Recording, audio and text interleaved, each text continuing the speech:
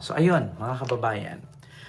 Meron akong iano sa inyo na which is si Bato de la Rosa ay hinamon po ng palasyo, di ba? Bakit wala ka sa labas, Kent, nag-vlog? Actually, gabi na po at actually nasa Hong Kong po kami. Pwede andun ako mag-live sa labas. Kaso lang, malamig sobra sa labas kaya dito lang ako sa loob. Ngayon, mga kababayan, ganito po. Hinamon po ng palasyo si si Bato na maglabas ng pruweba or ebidensya na meron na ngang ICC investigator sa Pilipinas. So ito po, mga kababayan. Manghingi lang po sana kami ng reaksyon doon po sa pagdating sa ICC. May sinasabi po si Senator Bato de la Rosa na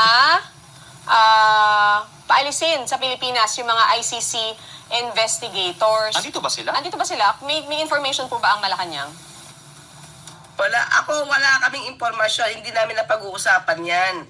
Although, syempre nakita ko na yan sa balita, di ba? Pero hindi ba dapat siya yung magpakita ng ebidensya na nandito? At bakit naman papaalisin ng Pangulo yung ICC? I mean, anong dahilan? Di ba sinasabi niya, may nagpipilit or may namumuwersa, tama ba ako? May nagpipilit na gumawa ng affidavit?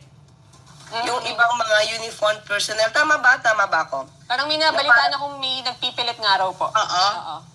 Di ba kung may nagpipilit, well, senador ka naman, dati ka namang PNP chief, di gumawa ka na, pagawain mo na sila ng mga affidavit para magamit mong ebidensya. Diba? Sa akin lang naman na, total, it concerns him.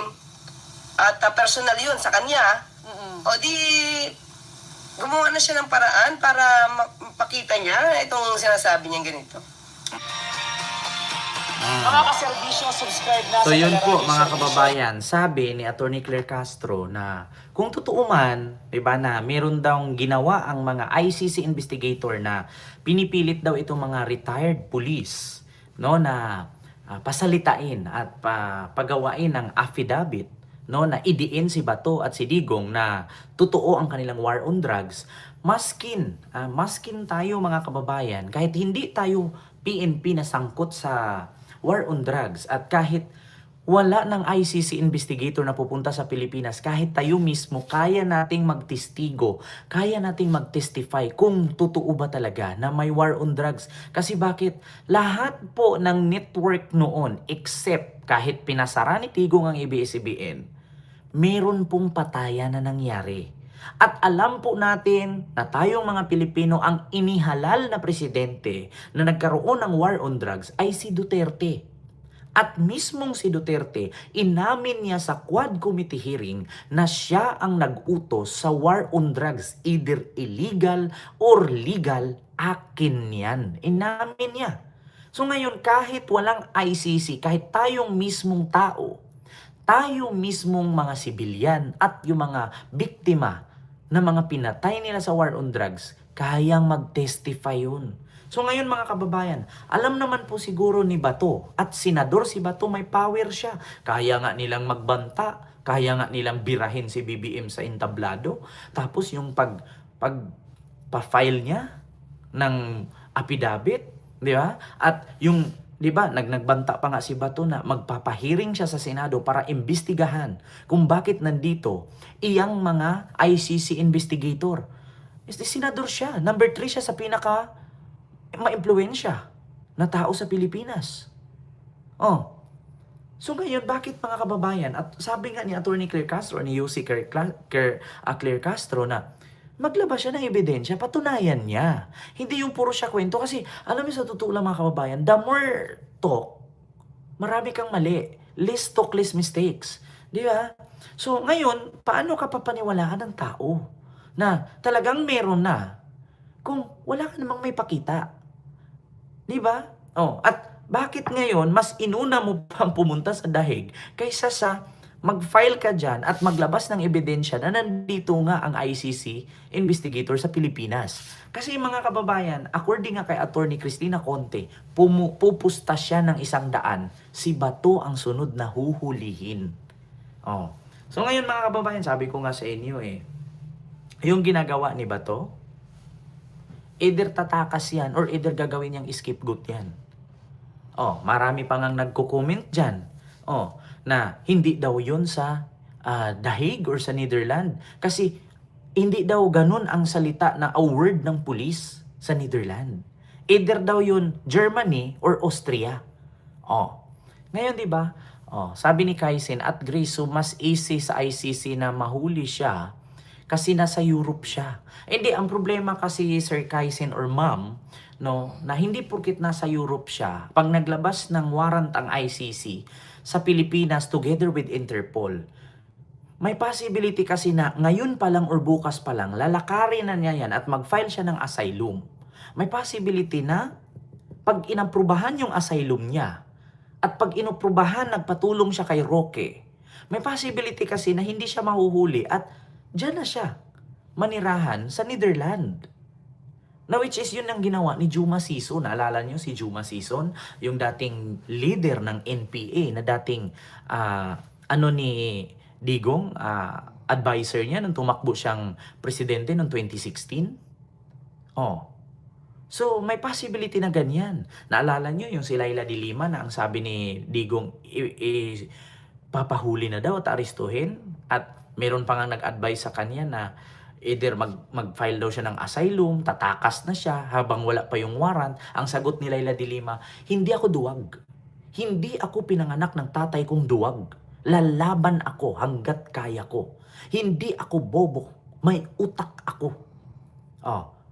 So, habang wala pa yung warrant, may possibility na pwede niyang gawin yun. Katulad kay Harry Roque. Diba, mga kababayan? Kasi actually, mga kababayan, pwede si Bato na mag-file ng asylum sa Netherlands. Bakit? Wala pa naman siyang warrant sa Philippines. At actually, hindi pa siya kinasuhan dito sa Philippines kasi wala namang nag-file ng kaso niya sa Pilipinas. Which is, ang kaso na i-file laban sa kanila ay sa The Hague, sa Netherlands, sa ICC. Diba? Kung naalala nyo si Laila de Lima, kahit i-search ko dito mga kababayan na actually, hindi ko man ma-search ng tudo, pero yung si Laila de Lima na, diba sabi niya, naglabas na daw na tawag dito, ipapa-aresto na, na nagwala siya sa sa Senado. Anong sabi ni Laila de Lima? Ano agad ang kaya niyang, ano agad ang nasa isip ng kanyang mga kaibigan na nasa Senado siya? Diba sabi ni de Lima, hulihin niyo ako. Kasi ura-urada, sabi ni Duterte na ipapa-aresto ako. Maraming nag-advise sa akin na tatakas daw ako at mag-seek ako ng asylum sa ibang bansa. Hindi ko gagawin yan. Hindi ako duwag. Sila, mga lalaki, ginawa nila sa akin yan. Diba? Kung naalala nyo, asan ba yun? Laila de Lima. Wait lang na, mga kababayan. Para i-ano natin. Ito ba yon mga kababayan? The Senate Ethics Committee dismisses 2 of the 4 complaints or ethics complaints filed against Senator Laila de Lima. Aga Kaakbay will tell us why. Ito yun mga kababayan, si Laila de Lima na nagwawala. Saan na ba yun? Meron siyang dito na nagwawala siya na hulihin niyo ako. Hindi ako natatakot. Wait lang. Ito, mga kababayan. Diba? Ano agad? Sa TikTok yun. Actually, wala pong TikTok dito sa Philippines, mga kababayan. Emosyonal na humarap si Senator Laila de Lima sa isang press conference kanina upang sagutin ang mga bagong aligasyon na ipinupukol sa kanya. Ito ang balita ni Joyce Balancho. Galit na iginiit ni Senator Laila de Lima na wala talaga siyang kinalaman sa illegal drug trade sa loob ng New Bilibid prisons. Ayon sa senadora, desperado na ang administrasyon na siraan siya kaya kung ano-ano na ang ipinaparatang sa kanya. Pati anya ang nangyaring riot kanina sa loob ng Building 14 ng NBP kung saan namatay ang inmate na si Tony Co at nasugatan sina Vincent C., Peter Co at JB Sebastian ay inuugnay rin sa kanya. Kailangan naman natin na maniniwala tayo sa mga ganyang istorya. Bilibid 14 is supposed to be the most guarded facility now. Nandyan yung mga staff. Tapos gagawa ng istoryang ganyan na nagsasyabu kaya nagkarayot. Naaawa na rin anya siya sa panggigipit na ginagawa pati sa mga dati niyang katrabaho na pinipilit na rin anyang gamitin laban sa kanya. Mga former staff ko, mga former officials ko, nalalapitan nyo na po lahat. Alam ko po yan, nakakarating po sa kanila mga sumbong nila sa akin. And I feel so helpless. I cannot even help them with lawyers.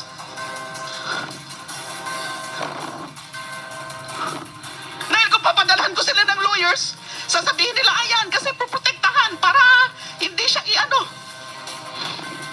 Sa huli ay nakiusap ito sa Pangulo na tigilan na ang paninira sa kanya. Tama na po. In your desperation, Pangulo, para siraan niyo ako, hindi niyo na iniisip kung ano na yung nagiging itsura niyo sa mata ng bayan at saka sa mundo.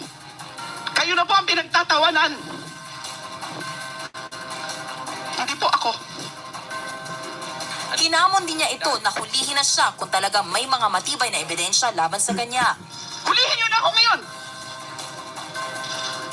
Kung yan naman talagang gusto niyo, ikulong niyo na ako ngayon! I'm here! Do what you want to me, Mr. President. I'll wait for you. Sinabi naman ni Justice Secretary Vitaliano Aguirre na mas mabuting sagutin na lang ni De Lima ang mga akusasyon sa kanya sa Narinig nyo mga kababayan? So ngayon nakalaya si De Lima. Ang sabi ni De Lima, hindi ako tatakas. Hindi ako mag-seek ng asylum. Hindi ako duwag. Habang wala pa yung warrant, marami daw nag-advise sa kanya at that time na tumakas na. Mag-apply na ng asylum. Sir Maki Kwan at saka sa First Squad Forever. Miguel love shoutout sa inyong lahat po. So ngayon mga kababayan, yun ang aking masasabi sa inyo. Na ganun ang gagawin. Kabaliktaran. Kung ano yung nangyari kay De Lima noon.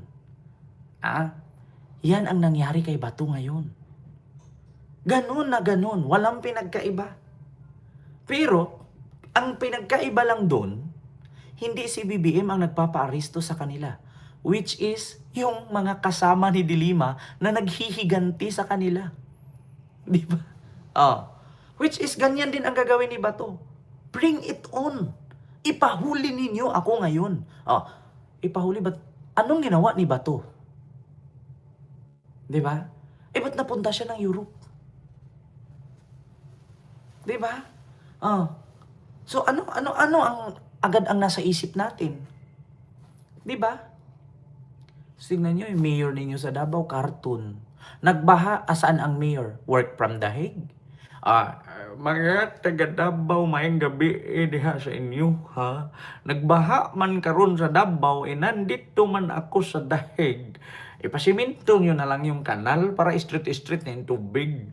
Kasi kahit magtumbling-tumbling ako dito, nasa dahig ako. Karton lang ang mayor nyo dyan. Di ba? Ganun naman talaga.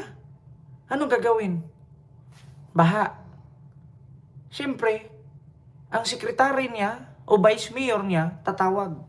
Pa, gibaha ta karon sa Davao pa. Unsa may akong buhaton? Ano advice ni Digong? Kahit na magtatambling-tambling ako dito, magtatalon-talon ako, nakakulong ako. Kasi karton lang ang mayor nyo dyan. Yan sabi ko sa inyo mga kababayan. Bato-bato sa langit, bumalik ang bato sa kanila. Kaya mga kababayan, yun ang katotohanan. Yung panggigipit ni Digong at ng mga grupo ni Digong noon, bumalik sa kanila ngayon. At lalong-lalo na mga kaibigan, mga kababayan. Bali-balita ko pa na si Senador Antonio Trillanes ay gagawing DILG Secretary. So ano nga bang function ng DILG Secretary? Si Trillanes po lahat ang may hawak ng kapulisan at mga local government unit. Kasi DILG siya. So kapag ikaw DILG, nasa iyo ang power. Kung may kriminal, kung may kasalanan,